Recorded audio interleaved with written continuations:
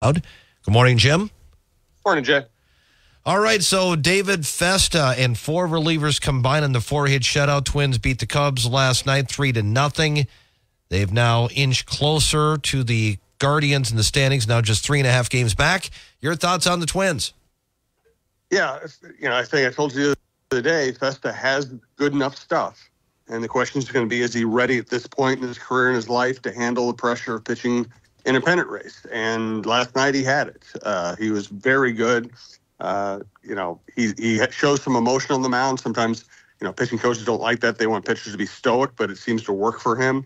Lively fastball, really good changeup that plays well at the fastball, good slider.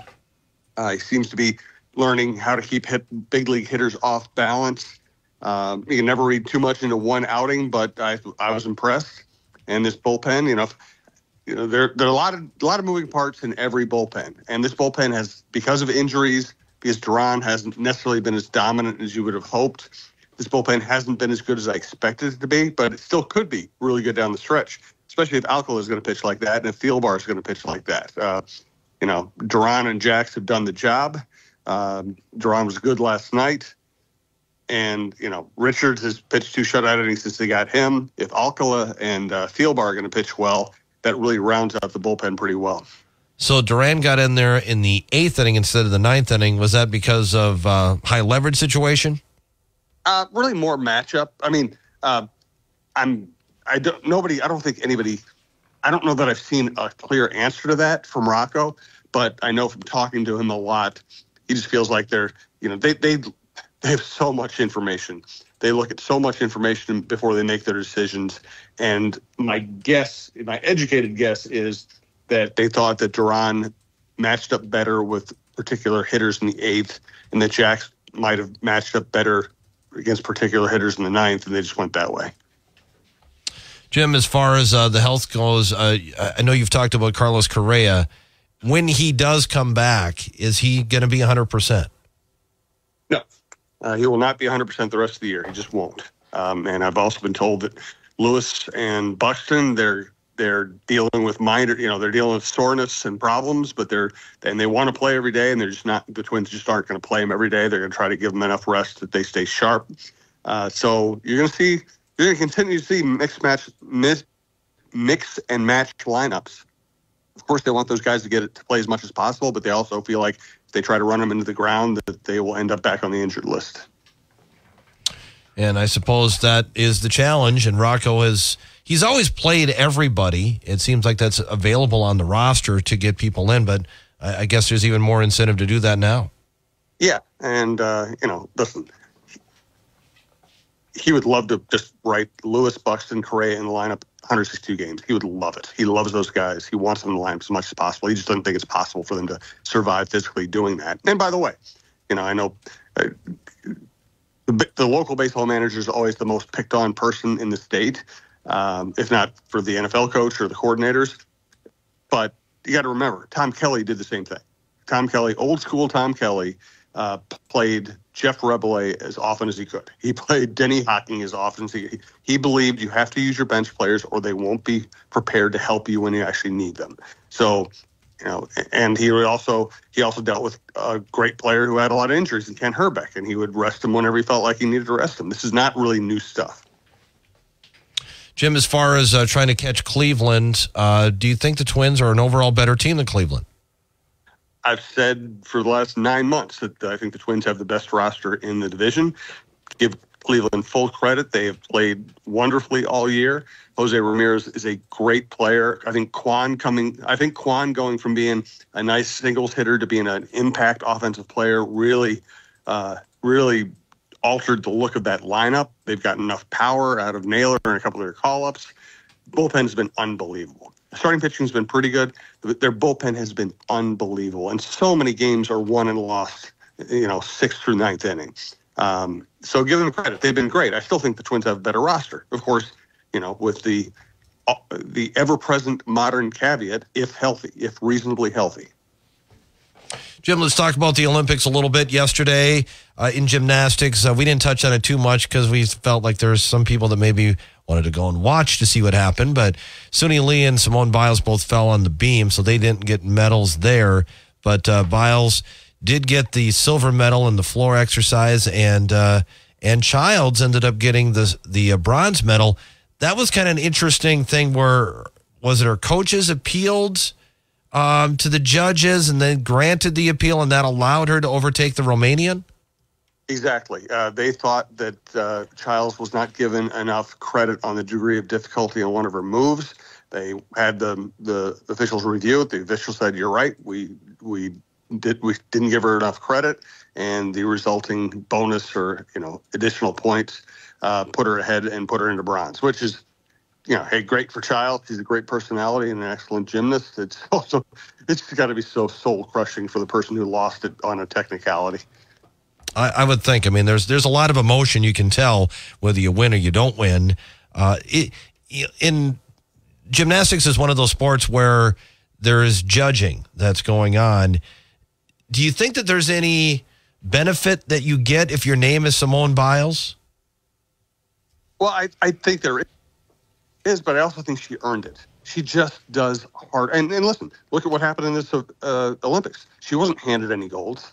She wasn't handed. I mean, she wasn't given anything. She fell off the beam, and it cost her a gold yesterday. But she just does. I mean, one of the things I like about it, I generally don't like sports that rely on judging. But in this case, Biles does things that are more difficult than anybody else in the world does, and she usually does them better. She is better. So it really doesn't matter what her name is. The degree of difficulty of what she tries to accomplish just puts her on a different level. What do you think about the Swedish guy who's really from the U.S., he's been performing at LSU, the pole vaulter, Mondo Duplantis, set a new world record. It was kind of fun to watch that. It's an amazing event. It really is. And to see the videos of what he used to do as a kid in his backyard and his pole, his parents set up a pole vaulting pit for him in the backyard. And to see, he's going to the height of that pole, pushing off and then going higher than, it's almost indescribably hard. I don't get it. I don't get how human beings do that. Yeah, that was pretty impressive. And certainly we're going to see, I think is it the 200 men's and women's finals tonight or today? I believe that's right. Yep. And you're going to see Noah Lyles trying to go for the double. The women's races are great too. So much talent. I love watching Gabby Thomas run. So Gabby Thomas and Noah Lyles will probably be the people to watch tonight. Is there, and you got the men's basketball team is going to play against Brazil today. That shouldn't be too tough for the U.S., right? I don't think so. The only team that intrigues me as an opponent in terms of being able to really push the United States, if the United States plays decently, is France. They got home court advantage. They got two big men who don't have to leave the paint because of FIBA rules. The U.S. will have to shoot well against that team to beat them, but they should still beat them. What do you think about Anthony Edwards kind of emerging? He was really good against Puerto Rico.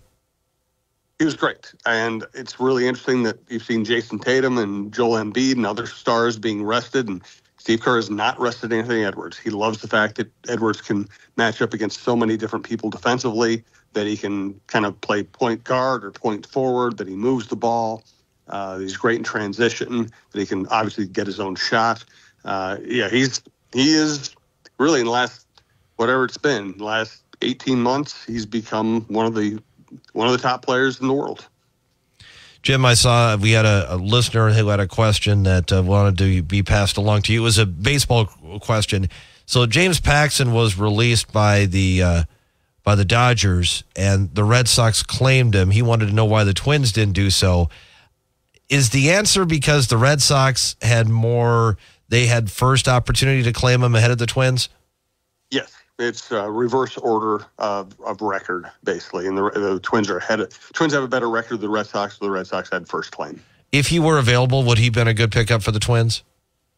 I don't know. I'm always fascinated that people think that a guy that a major league franchise doesn't even want on their roster is suddenly going to make you better. That's kind of a red flag for me. Sometimes, listen, it's a weird. Sports are weird. Sometimes you do find a a gem like that. A team misjudges them or just can't fit them on their roster or whatever. But, I mean, I'm always just fascinated by it. Seems like Twins fans more than, well, maybe Vikings fans do it too.